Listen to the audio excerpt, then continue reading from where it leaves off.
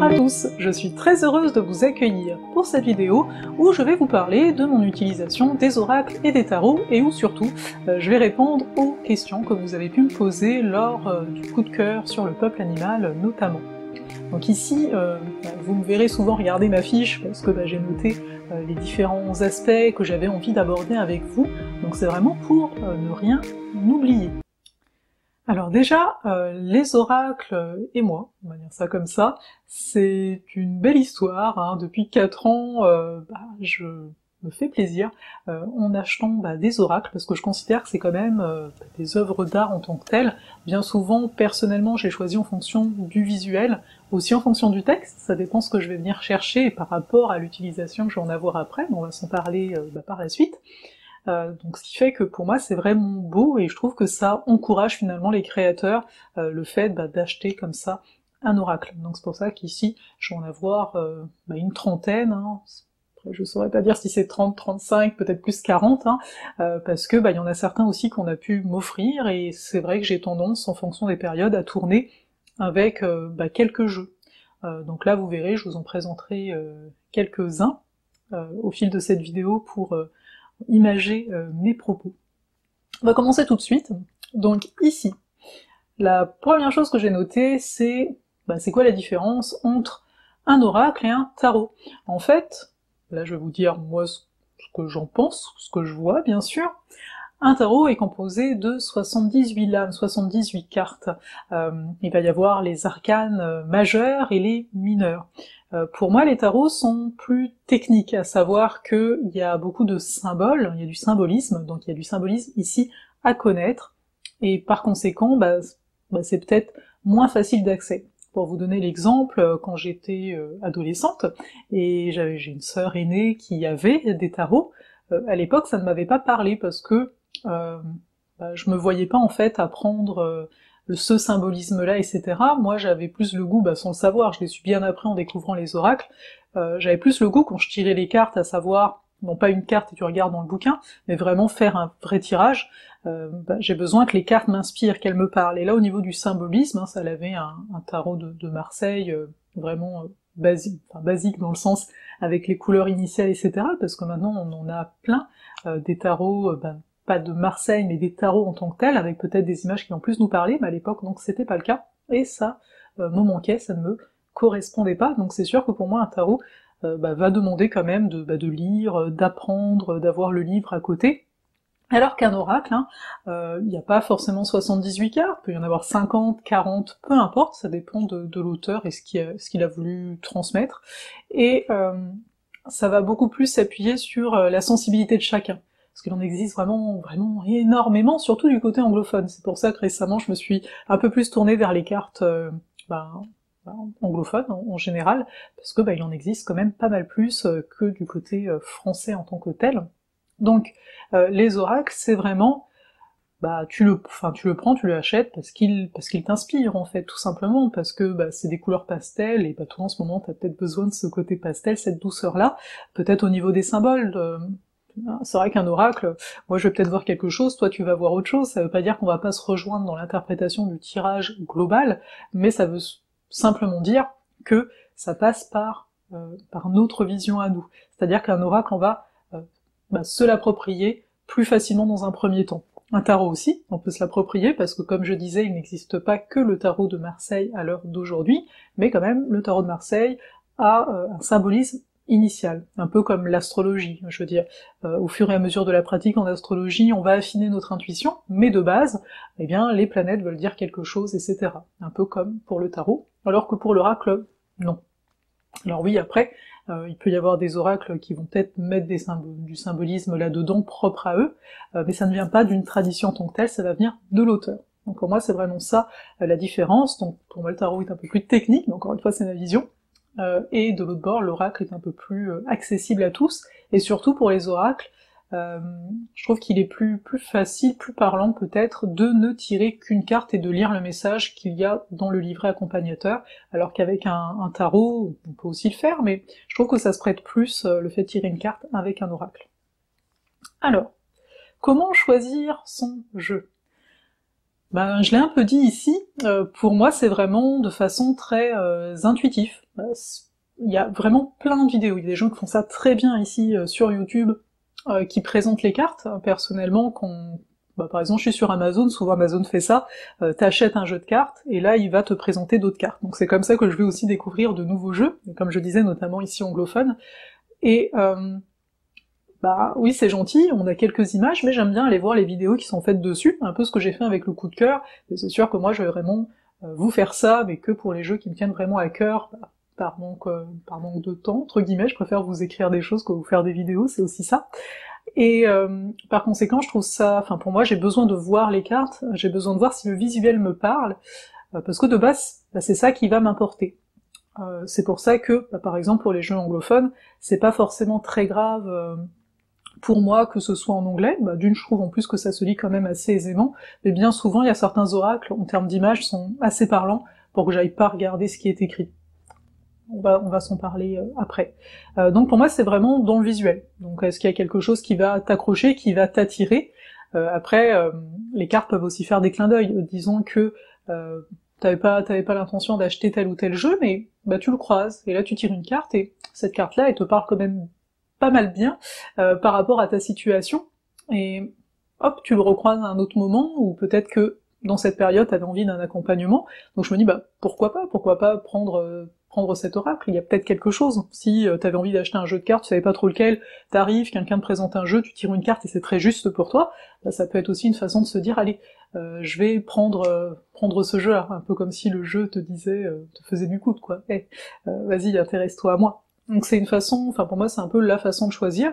Après, on peut vouloir apprendre hein, les tarots en tant que tels, donc bah là on va acheter des tarots, et après ça dépend, j'ai envie de dire, de la philosophie de chacun. Il y en a qui vont dire, bah, pour commencer à apprendre, il faut que tu prennes bah, le tarot vraiment traditionnel, d'autres vont te dire, bah ça dépend, est-ce que tu veux être vraiment technicien de la chose, ou voilà, tu veux quand même avoir un visuel qui te correspond plus à toi. Je pense que les jeux qu'on utilise parlent beaucoup de nous, hein, donc c'est pas anodin. Aussi, ça je l'ai pas noté mais je le rajoute là, on me disait est-ce que c'est difficile quand on a un jeu en anglais, alors qu'on parle français initialement. Ça dépend bien entendu de ton niveau d'anglais, mais bah pareil, hein, regarde les cartes, hein, peut-être qu'elles vont te parler, que t'auras pas du tout besoin du livret. Personnellement, bah là je l'ai pas à côté de moi, mais j'ai un jeu comme ça que je vous ai déjà présenté si vous êtes sur Instagram, j'ai pas besoin du livret pour les tirer, et ces cartes-là, je vais donc pas les utiliser en tirant qu'une carte, bien souvent je vais faire un tirage. Donc ici, j'ai pas besoin du livret. Souvent, personnellement, de toute façon, quand j'utilise le livret, c'est si je tire qu'une carte.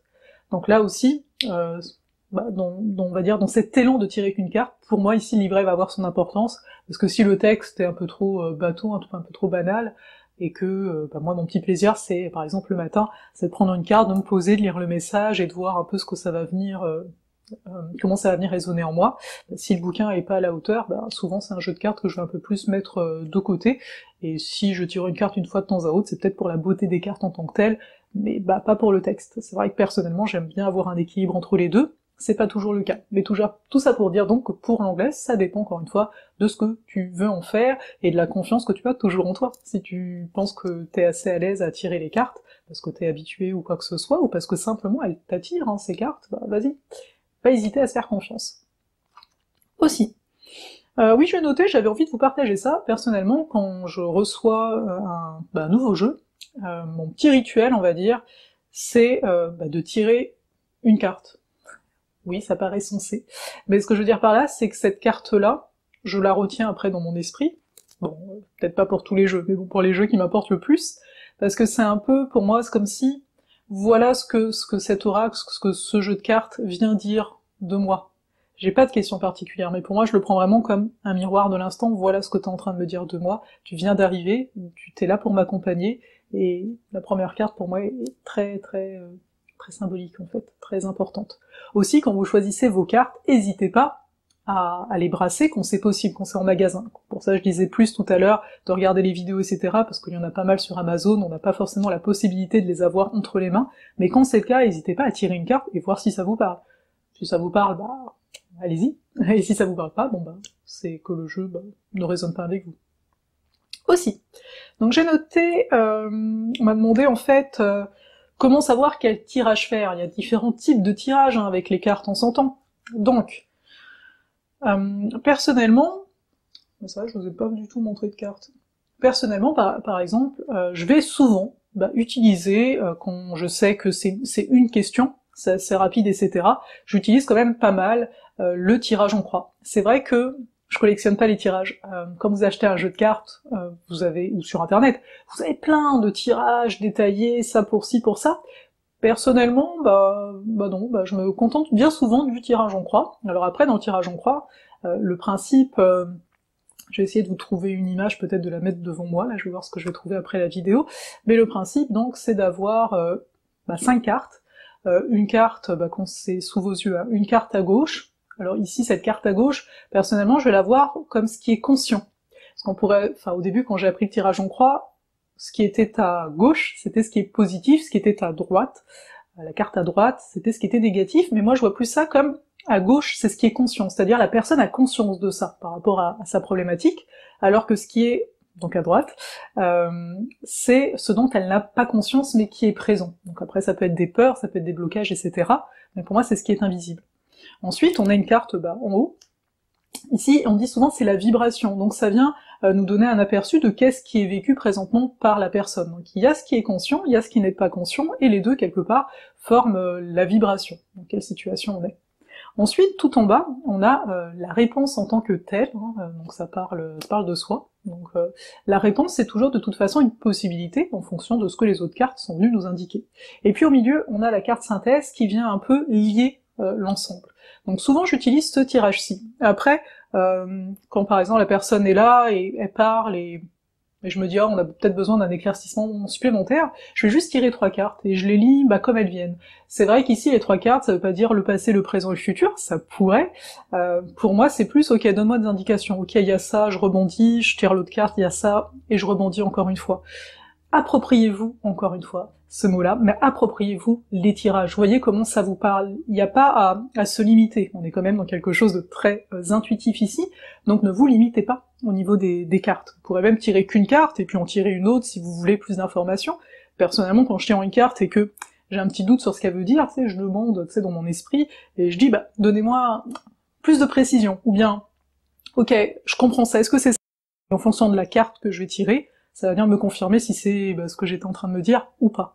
Donc voilà pour ça. C'est sûr que pour, par exemple pour ce genre de tirage, je vais plus utiliser, si vous connaissez, le Osho, le tarot Oshozen. Alors il l'appelle tarot, mais semble-t-il qu'il oui, il y a des liens avec les tarots, mais personnellement je trouve qu'il peut être utilisé, je le vois un peu comme un oracle en fait dans ma tête. Donc, je sais pas si vous voyez grand chose, je pense pas. Il y a pas mal de cartes, je sais plus combien, parce que là je vous fais pas le côté coup de cœur, mais ces cartes sont très parlantes, parce que à chaque fois, on a une image, soit, et là par exemple il y a écrit les amoureux en dessous. Donc à chaque fois il y a un mot. Là, par exemple, on a la lutte, donc par exemple ça c'est un jeu, en plus il est assez coloré en règle générale au niveau des cartes. C'est un jeu que je peux recommander pour ceux qui ont envie de faire des tirages un peu comme celui que je viens de vous nommer, parce que je trouve que le fait d'avoir les images plus le mot, ça vient aider quand même pas mal, et là, pour moi, il n'y a pas besoin de livret, quoi. T'as ton questionnement, ou si c'est quelqu'un te demande un éclaircissement, t'as pas de question, mais c'est quand même, je trouve qu'il est très parlant, donc c'est vrai que je l'utilise assez aisément. Ensuite, par exemple, je vous parlais de tarots qui sortent un peu de l'ordinaire. Moi j'aime beaucoup celui-ci, le tarot de l'oracle, ça s'appelle comme ça, le tarot de l'oracle. Les cartes, donc c'est des femmes qui sont représentées, j'aime beaucoup l'envers des cartes, c'est étoilé. Et c'est très très très coloré, peut-être que je vous présenterai si ça vous intéresse en coup de cœur. Donc ça par exemple ça va être un oracle que j'utilise parce que je trouve qu'il sort des dents. Enfin moi j'aime bien, après on peut ne pas du tout aimer, et c'est justement ça qui est intéressant, est-ce que vous aimez ou pas ce que vous voyez à l'écran. Mais par exemple je vais l'utiliser pour les tirages en croix, etc. Et je vais beaucoup utiliser en fait, par rapport au tarot, parce que y a des chiffres, les cartes sont positionnées, je vais beaucoup utiliser les chiffres, la numéro, c'est-à-dire un 4 par exemple comme ici. Donc après il y a les bâtons, il y a tout ça, je vais pas vous faire un cours par rapport à ça, mais le 4 il y a une forme quand même de stabilité, mais qu'à partir du moment où on a établi une base, il y a quelque chose à construire. Donc je vais beaucoup utiliser les chiffres en fait dans les tarots, et ça, je vais juste vous le montrer rapidement. C'est un tarot donc que je vais utiliser quand je le sens. Enfin bref, tout ça pour dire ici que c'est vraiment à votre convenance, mais c'est vrai qu'il y a des cartes que je vais pas utiliser personnellement, hein, ça peut très bien se faire aussi. Personnellement, l'oracle de Gaïa, toutes les cartes de Tony Carmine Salerno, on a l'oracle de l'amour aussi notamment, je vais pas l'utiliser pour des... vraiment très rarement, parce que j'aurais que ça sous la main, mais je vais pas l'utiliser pour des tirages en croix, ou ce que je viens de vous dire. Pour moi, ces cartes-là, je vais plus tirer une carte, pourquoi pas 2 cartes, mais je vais plus aller voir la signification à côté. Vous voyez, ça, pour les cartes de la semaine, c'est parfait, parce qu'après, je vais trouver le texte par moi-même, je me mets à la fréquence, on va dire ça comme ça, et ça me va très bien.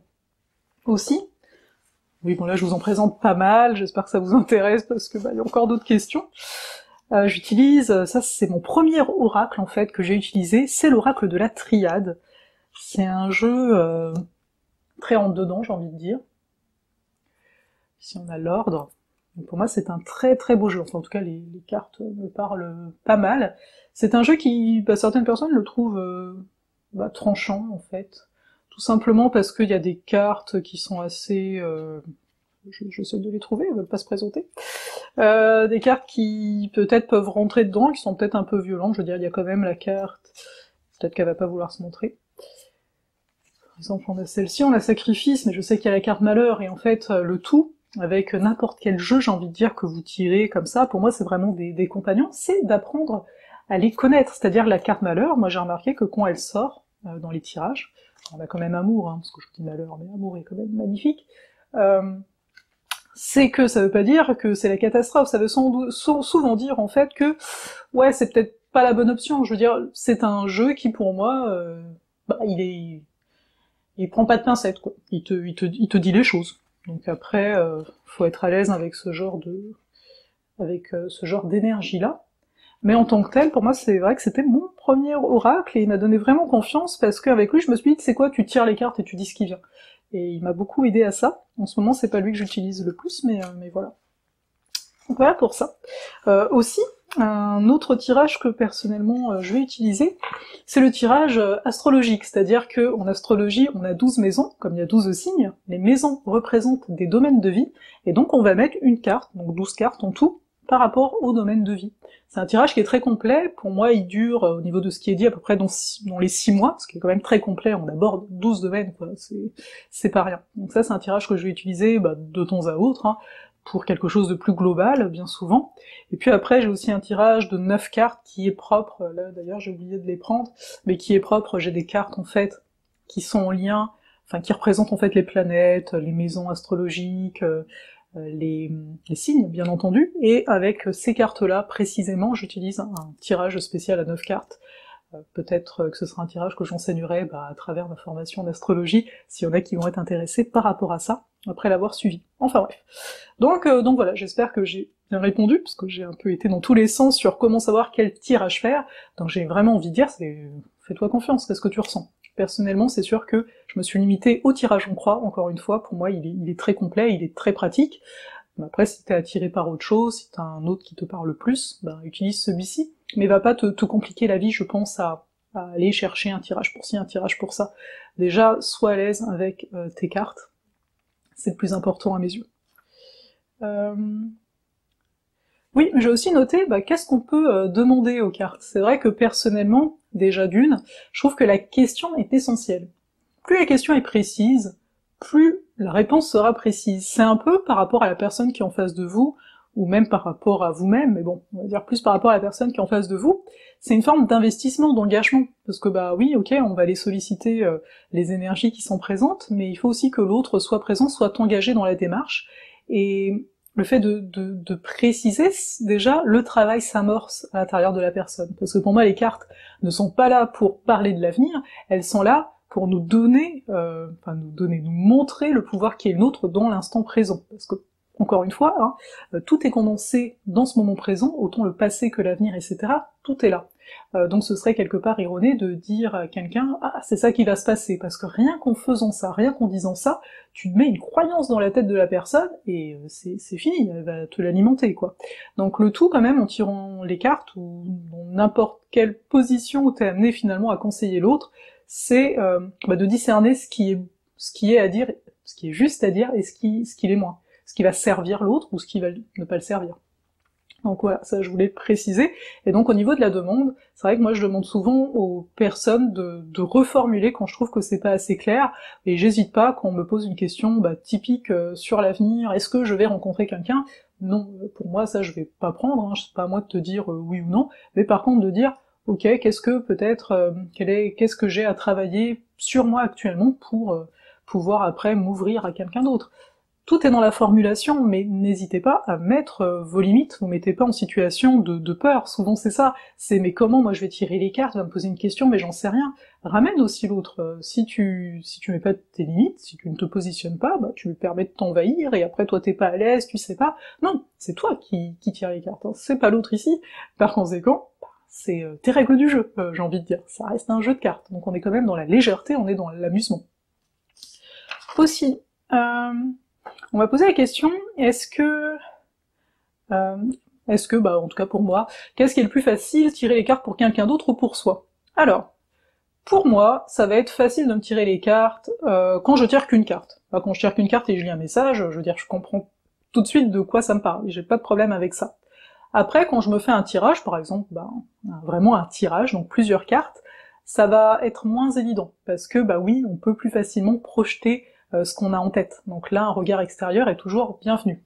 Après, tirer les cartes à quelqu'un d'autre, j'ai pas de soucis par rapport à ça, parce que j'ai une distance, et on va dire avec le temps, surtout, j'ai pris confiance en ce que je pouvais raconter, et surtout dans le fait que l'autre, sur l'instant, ne va peut-être pas comprendre tout ce qui est indiqué. Mais moi, je comprends pas.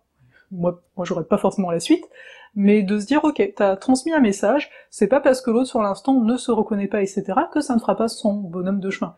L'information est donnée, c'est une énergie qui est donnée, par conséquent il y a une intégration qui se fait. Donc pour ça, à l'heure d'aujourd'hui, je tiens à le préciser, ça n'a pas toujours été ainsi, c'est plus facile de tirer les cartes à quelqu'un d'autre, mais c'est aussi parce que je prends ça avec plus de légèreté, et ça fait vraiment toute la différence. Donc là je crois que j'ai répondu, plus facile de se tirer les cartes pour soi, pour l'autre. Au niveau du ressenti, est-ce que c'est différent? Sincèrement, tu sais, c'est comme les cartes de la semaine. Quand je vais tirer une carte pour la semaine, je pense à la semaine. Quand je tire la carte à quelqu'un, je suis en train de penser à la personne. En fait, c'est vraiment d'arriver juste à aligner ton attention, en fait, c'est juste ça. Donc j'ai pas forcément de ressenti différent. Souvent, quand je vais tirer les cartes, de toutes les façons, pour vrai, à un moment, pour moi, c'est toujours... ça fait toujours du bien, j'ai envie de dire, parce que je vais sentir l'énergie passer. Il y a des moments où je sais que c'est vraiment clac clac clac, et parce que l'énergie elle est là, et ça c'est une sensation qui est quand même sympa. Au niveau des... moi j'appelle ça les idées reçues, souvent quand je tirais les cartes, on me dit je tire avec la main droite ou avec la main gauche. Sincèrement, personnellement, je m'en moque. Encore une fois, c'est toi qui tires les cartes, c'est tes règles. T'as envie de ritualiser, tu peux. Personnellement, non, je suis plus dans un côté de simplicité, en fait, à fond. Aussi, en fonction de mes jeux et en fonction du moment, enfin en fonction de ce que je ressens sur l'instant, je vais pas forcément faire tirer les cartes à la personne. C'est moi qui vais les tirer. C'est moi qui vais couper le jeu. Ça, franchement, ça dépend. Donc fais comme tu le ressens. C'est pas parce que l'autre n'a pas touché les cartes que ça marche pas. Au contraire, on peut tirer les cartes à distance à quelqu'un, mais l'autre est pas là. Le tout, c'est qu'on se connecte en fait, ensemble. Comment en fait déchiffrer les cartes au-delà du livret? Eh bien, comme je le disais un petit peu au début, le tout est peut-être dans un premier temps de choisir des cartes qui vont être parlantes quand même, qui soient pas trop cryptiques, et après de se faire confiance à ce qui vient. Là, cette question, c'est comme si on me disait comment on fait pour croire en son intuition. C'est encore une fois une histoire de confiance et de pratique. Donc après, tu sais, il y a sans doute des techniques, moi je les ai pas appliquées, mais j'ai pu lire que tu peux essayer d'apprendre en fait. Par exemple, avec les tarots, tu pourrais apprendre ce que ça veut dire, etc. Mais au bout d'un moment, tu vas vite te rendre compte que tu dois sortir de ça pour créer le lien entre les cartes. C'est ça, une des grandes difficultés, entre guillemets, difficultés, qu'on peut rencontrer. Moi je le vois, je l'ai plus vu avec l'astrologie, c'est au début, t'apprends chaque case, et puis d'un coup c'est ok, mais là, quand elles sont toutes ensemble, les cases, qu'est-ce que ça donne? Et bah c'est là à toi de voir les liens, donc à voir au-delà de ce qui pourrait être appris. Donc le conseil ici, c'est vraiment d'y aller et de choisir des cartes qui t'inspirent vraiment en conséquence. Tu peux faire des tests, hein, tu les regardes, juste comme ça, juste une carte, c'est qu'est-ce qu'elle fait remonter en toi? Oui, il existe plein d'oracles, etc. Donc comment finalement voir leur utilisation? Donc en ce qui me concerne, je le disais tout à l'heure aussi, il y a certaines cartes, ça va être plus pour mes tirages, d'autres cartes, je les utilisais au quotidien, d'autres plus ponctuelles. Le tout, encore une fois, on revient à qu'est-ce qui t'attire, de quoi t'as envie, etc.